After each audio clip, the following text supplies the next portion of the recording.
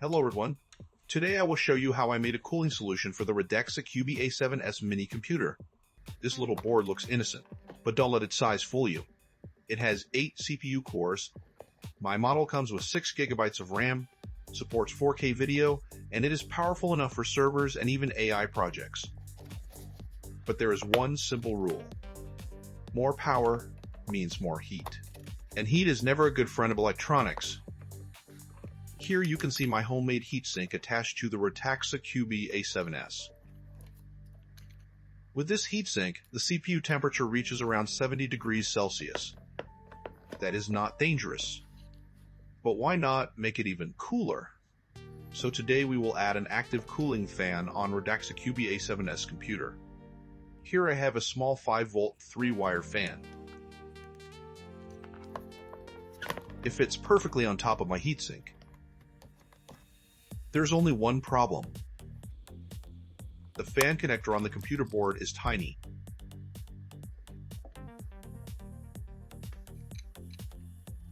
The pin spacing is only 1.8 millimeter. I got the right connector with wires. Let's connect it.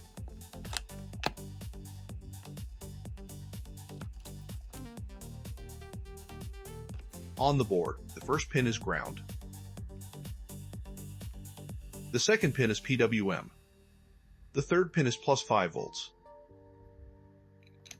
Let's connect the fan. As you can see, the wire colors do not follow the usual standard, so be careful.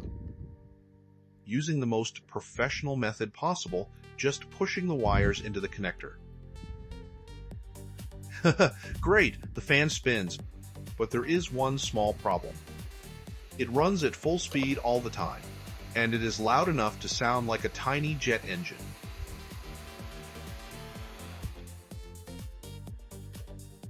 Let's see if the noise is worth it. Without the fan, the CPU is running at about 65 degrees Celsius. Now let's place the fan on the heatsink. First, let's wiggle the wires a little,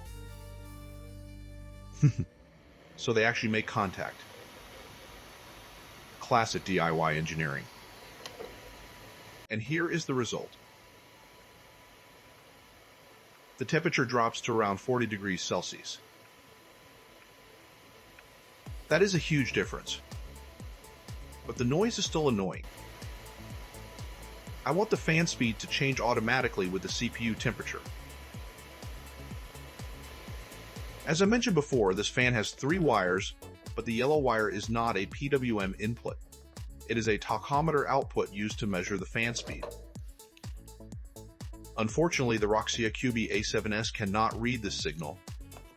However, it does provide a PWM output. So the question is, how can we control this fan with PWM? The answer is actually very simple.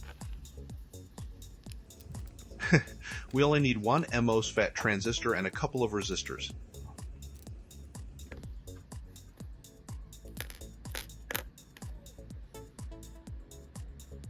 Here is the circuit.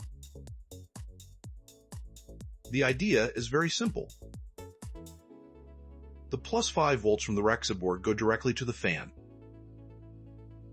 so the fan always has power. We only switch the ground connection. The MOSFET works like an electronic switch. When the gate receives a signal, the MOSFET turns on and the fan spins. When there is no signal, it turns off and the fan stops. The PWM signal switches the MOSFET on and off thousands of times every second. Because of this, the fan can run slower or faster. The 100 ohm resistor protects the PWM output and reduces electrical noise. The 10 kilo ohm resistor keeps the MOSFET turned off when no PWM signal is present. Without it, the fan could start spinning by itself. The 100 microfarad capacitor is optional. It only provides a little extra filtering. The yellow fan wire is not connected. Since the Radxa cannot read the fan speed, we simply do not need it. Why do we switch to ground instead of the positive wire?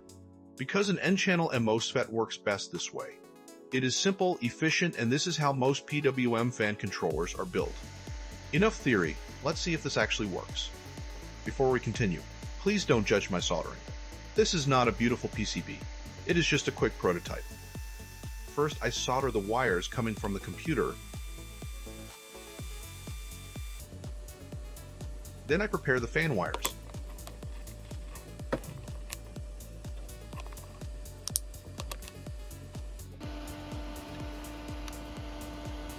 The plus 5-volt wire goes directly to the fan.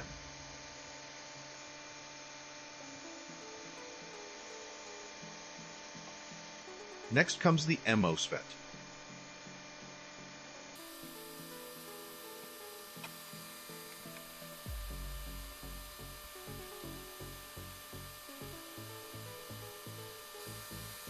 The fan's ground wire goes to the drain.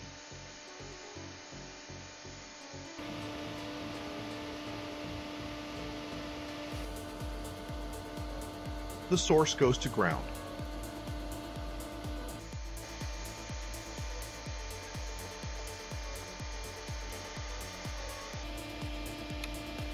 The PWM signal goes to the gate through the 100 ohm resistor.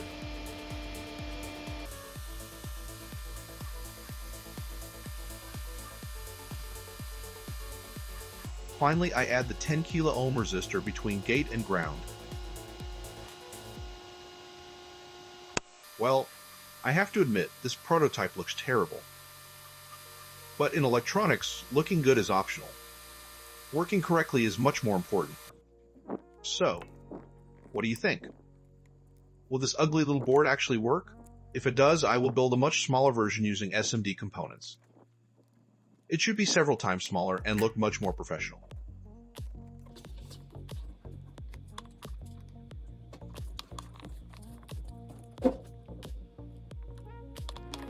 Let's connect everything.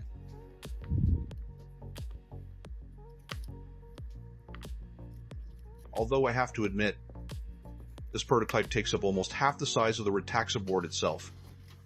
Now let's enable PWM fan control. Open rsetup. Go to Hardware, then select Thermal Governor. First choose User Space mode. This mode lets us control the fan speed manually. This is the moment of truth. And it works. This command turns the fan on at full speed. Now let's change the value to 128. You can hear that the fan becomes much quieter.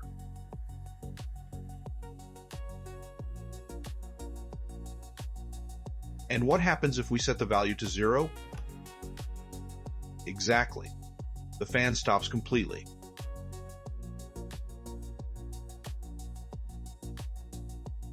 Now let's try the more interesting mode. Stepwise. In this mode, the computer controls everything automatically. When the CPU gets hotter, the fan speeds up. When the temperature drops, the fan slows down or stops. Let's test it. Right now, the fan is not spinning. I will put some load on the CPU. The temperature starts going up. And there it goes. The fan starts spinning. The CPU temperature begins to drop. Exactly what we wanted.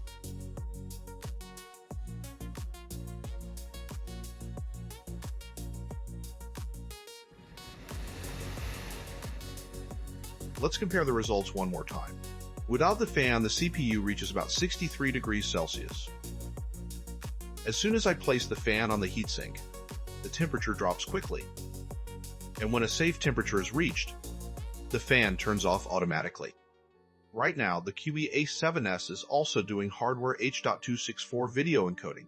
A camera is recording the board itself and streaming the video over the network. This creates extra GPU and CPU load, making the test even more realistic. I think the results speak for themselves. Before we finish, I would like to mention one more thing.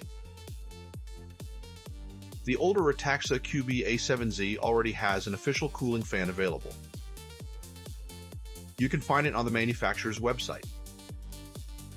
It is called Model 6530B. If you own the A7S, this is the easiest solution. Just install it, and your cooling is taken care of. The Radxa Cubie A7S that we looked at today is still a very new board, so there is no official fan for it yet. I am looking forward to seeing one become available. As soon as I can get one, I will test it and share the results with you.